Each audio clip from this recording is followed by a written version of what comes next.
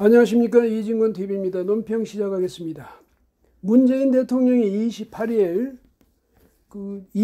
이모시 서해에서 북한군의 총격으로 살해당한 분, 그 사람의 유족에 대해서 애도와 위로의 뜻을 표했습니다. 그리고 국민에 대해서도 송구하다는 그런 뜻을 표했죠. 근데 지금 며칠째입니까? 그 사건이 난 지 6일이 됐습니다. 근데 이제 겨우 그 말을 했습니다. 아니, 그 말 몇 마디 하는데 그렇게 힘들었습니까? 근데 문 대통령이 그날 저녁에는, 그날 밤에는, 그러니까 그날 밤이죠. 왜냐하면 그날 시간으로 그 다음날이죠. 새벽 1시에 긴급 장관회의가, 관계장관회의가 청와대에서 소집돼서 있는데도 대통령 거기 참석도 안 했을 뿐더러 거기서 그 회의를 할 때는 이미 이 사람이 총격을 받아서 사망한 다음이었거든요. 그 이야기를 논의하는데 대통령 보고를 아침에 8시 반에 보고를 받았다는 것 아닙니까? 이게 무슨 일입니까? 이런 일이. 대통령이 주무시는데 방해하기 싫어서요? 아니면 대통령이 주무시려고 그러는데 그런 말씀을 드릴 수 있냐? 불경이지. 이래서 그랬습니까? 서훈 국가안보실장 무슨 생각으로 그랬는지 참 기가 막히네요. 그런데 이거 보면 생각나는 게 있습니다. 영화 The Longest Day 이런 영화가 있었죠. 지상 최대의 작전이라는 이제 우리 제목으로는 그랬습니다. 이게 노르만디 상륙 작전을 주제로 한 영화였습니다. 거기 보면요, 프랑스 점령군 사령부, 독일의 프랑스 점령군 사령부에 이제 거기서 연합군이 이제 공정 부대를 말이죠. 그 요소에다가 투하를 시키니까, 투입시키고 하니까 여기서 보니까 이거 상륙하려고 그러는가 보다. 상륙 작전. 이래가지고 이제 그 암호를 해독해서 베를린에서 해독해 온 걸 보니까 임박한 거예요, 공격이. 그래서 이제 이거는 여기 해안이 허술하니까 여기다 기갑부대를 배치해야 되겠다. 그래서 퀸터 블루멘터리 장군이라고 이 사람이 총사령부에다가 전화를 합니다. 왜냐하면 이쪽 사령관이 지시를 받아서 전화를 해가지고 이제 기갑부대를 이쪽에 배치하도록 해달라고 전화를 한 거죠. 그런데 그쪽에서 받는 사람이 알프레드 요들 장군이 받았는데, 이 블루멘터리 장군은 배우가 그때 쿨트 율겐스라고 독일계 배우였는데 아주 멋있게 생긴 사람이었죠. 오래전에 이제 돌아가셨는데, 이 양반이 이제 전화를 해가지고 요들 장군한테 전화를 해서 기갑부대 좀 배치시켜 달라고, 배치하도록 해달라고 그랬더니, 그만한 일로 지금 총통이 주무시고 계시는데, 취침 중인데 못 깨워. 나중에 깨어나시면 그때 말씀드릴게. 이러고 전화를 끊었어요. 그러니까 이 쿨트 율겐스가 자기 보좌관 옆에, 부관을 옆에 앉혀놓고 혼자 독백하듯이 이야기합니다. 기갑부대 이동은 총통의 허가 없이는 못해. 불가능해. 근데 총통은 지금 수면제에 골아 떨어져 있어. 우리는 패배할 거야. 역사에 있어서 이런 어이없는 일이 일어날 수 있다는 것을 우리는 직접 목격하고 있어. 총통은 깨어나지 않아. 이렇게 이야기하는 장면이 나왔습니다. 근데 문 대통령 그날 밤 자는데 그 잠을 방해하기 싫어서 그랬습니까? 참, 그 이후에 문 대통령이 이 문제에 대해서는 입도 뻥긋 안 했죠. 한마디도 안 하다가 6일이 지나서 겨우 그런 이야기를 했습니다. 그 이야기한 것은 뭐냐? 김정은이가 사과라도 해왔으니까 그게 얼마나 좋았겠습니까? 이제 체면이 선 거지. 그 전에 무슨 한반도 종전선언, 또 거기다가 생명 공동체 이런 걸 유엔 총회에서 막 주장을 했는데 그 화상 연설로 멋쩍게 되잖아요. 아니 머쓱하게 됐지. 그러고 한데 거기서는 서해에서는 그런 살인 행위가 벌어졌으니까 북한에 의해서 이런데 이제 김정은이가 체면을 세워줘서 신이 난 거죠. 야, 그래서 이제 말하자면 이걸 가지고 누구예요? 유시민? 계명군주라고 그랬죠. 계명군주. 그 다음에 정세현 전 통일부 장관은 전화위복이라고 그랬어요. 응? 또 통이 큰 측면이 있다. 이러면서 말이죠. 참 기가 막히게 사람 죽이고 이렇게 칭찬받는 그런 경우도 드물걸요. 이렇게 전화위복 아닙니까? 말하자면. 그래 되니까 옛날 생각이 나죠. 2017년 3월 10일에 그때 문재인 대통령, 그 당시에 민주당 대선 후보, 그날 박근혜 당시 대통령에 대한 탄핵 결정이 내리고 난, 헌재에서 결정 내리고 난 직후에 어디로 갔습니까? 팽목항으로 쫓아갔죠. 거기 가서 방명록에다가 쓴 것이 얘들아, 너희들이 촛불광장의 별빛이었다.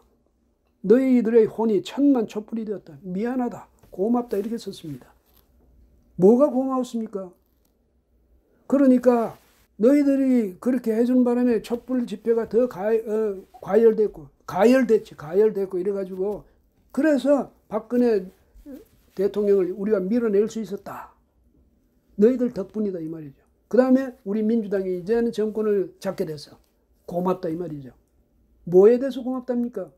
너희들의 희생에 대해서 고맙다 이 말 아닙니까?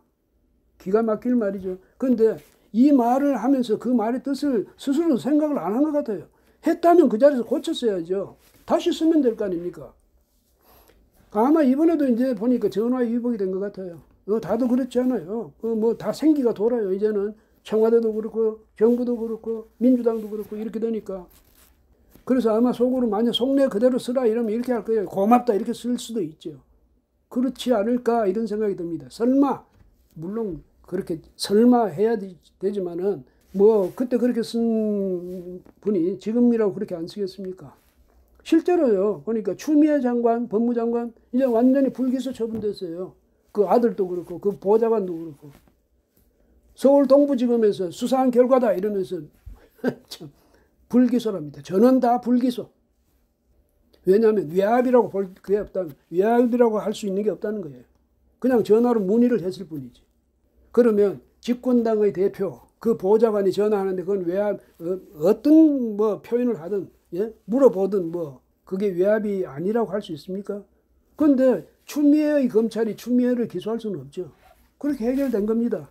이게 이번 분위기하고 관련이 있는지 없는지는 모르겠습니다만 어쨌든 본래 이렇게 결론 지어지도록 되어 있었는데 당당하게 이렇게 말하기는 좀 어려웠겠죠. 근데 이번에 이제 아주 김정은이도 사과를 해오고 하니까 이렇게 이제 신이 난 마당에서 당당하게 이야기하는 거죠. 민주당이 또 뭐라고 합니까? 민주당에서는 28일에요. 외교통일위원회에 한반도 종전선언 결의안을 상정하려고 했다가 야당에 부딪혀가지고 지금 주춤하고 있는 거죠. 거기다가 뭐 그것뿐만 아닙니다. 남북 협력 촉구 결의안, 개별 관광 촉구 결의안 이것도 다 상정한답니다. 그 북한이 저런 식으로 사과를 해왔다고 해서 그런데 그 사과가 말이죠. 사과를 했으면 사과에 대한 책임도 물어야 될 것 아닙니까? 누가 명령하고 누가 실행했냐? 그 사람을 어떻게 처벌할 것이냐? 그 다음에 유족들에 대해서 당신들 어떻게 할 거냐? 당연히 묻고 촉구를 하고 압박을 가하고 해야죠. 그런데 그런 건 안 하고 아이고 사과해 줬으니까 그것만 감지덕져요. 그 사람 북한 통지문 보세요. 사과만 했습니까? 거기 보면 만행이니 무슨 응분의 대가니 이런 불경스러운 표현을 했다고 해서 말이지. 아주 커다란 유감을 표하지 않을 수 없다. 그런 식으로 썼잖아요. 사과하는 것 같이 하면서도 자기들 기분 나쁘다는 거 다 이야기했죠. 이런 식으로 한다. 그러니까 이런 사람들 그 추미애 장관은 이제는 앞으로는 검찰 개혁을 또 이끌어 나가겠답니다. 매진하겠답니다. 거기에. 문 대통령 참 주변 사람들 대단합니다. 정직하지도 못하죠. 도덕적이지도 못한 그런 사람. 국회에서 나가가지고 당당하게 말이지. 신경질까지 내가면서 거짓말 했잖아요. 그래 놓고는 지금 개혁한다네요. 이런 사람들 옆에 끼고 정치를 하니까 문 대통령 참 정치 잘 되겠습니다. 그러니까 국민의힘의 주호영 원내대표 27일 오후에 청와대 앞에서 1인 시위를 하는데 물론 요즘 국민의힘에서 의원들이 돌아가면서 1인 시위를 하는데 거기 이렇게 서가지고 들고 있는 구호를 보니까 대한민국의 대통령을 찾습니다. 문재인 대통령 지금 어디 계신 건가요? 이렇게 써놨더라고요. 왜냐하면 28일에 그 말을 하기 전까지는 정말 입을 다물고 이 문제에 관한 아무 말도 안 했거든요. 그러니까 그런 식으로 이제 야유하고 이랬는데 정말 우리가 문 대통령이 아니라 대한민국의 국민을 위하는 대통령을 찾아야 되겠습니다. 지금 그래야 될 것 같지 않습니까, 여러분? 문 대통령 이 사람은 국민은 안중에 없어요. 자기 편만 챙기면 되니까. 김정은이만 챙기면 되니까. 옛날에 지금 그 파푸아 뉴기니령으로 되어 있는 뉴 하노바라는 섬이 있습니다. 거기 자기들 현지 이름으로는 라봉가이라고 한다네요. 근데 오스트레일리아령이었다가 그 다음에 지금은 이제 뉴기니령이 되어 있는데 파푸아 뉴기니령. 왜냐면 옛날 파푸아 뉴기니도 오스트레일리아령이었거든. 근데 독립하면서 그것도 같이 이제 따라간 거죠. 그런데 이 작은 섬에서 오스트레일리아 정부가 그 옛날에 도와주지는 않고 배려하지도 않고 맨날 세금만 뜯어가니까 화가 나가지고 우리도 우리의 왕을 갖자 이랬답니다. 그래가지고 누구를 왕으로 모실 건데 이랬더니 미국의 36대 대통령 린든 B 존슨, 그 양반 재임 중이었는데 그 양반을 우리의 왕으로 모시겠다면서 우리의 왕으로 와달라는 청원서까지 보내고 있다네요. 근데 이 사람들이 돈을 당시에 모아가지고 모금을 해가지고 87,000달러를 모았답니다. 당시에도 엄청난 큰 돈이죠. 그 작은 섬에서. 그런데 이제 그 나라 그 이후에는 존슨 그런 존슨을 신앙하는 그런 종교까지도 있었다는데 어쨌든 그 오스트레일리아에서 와가지고 중대인가 대대 규모의 병력을 보내가지고 진압해버렸죠.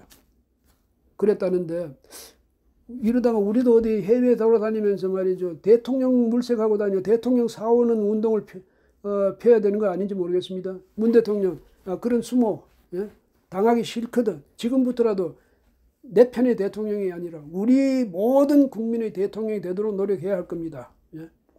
오늘은 여기까지 하겠습니다. 고맙습니다.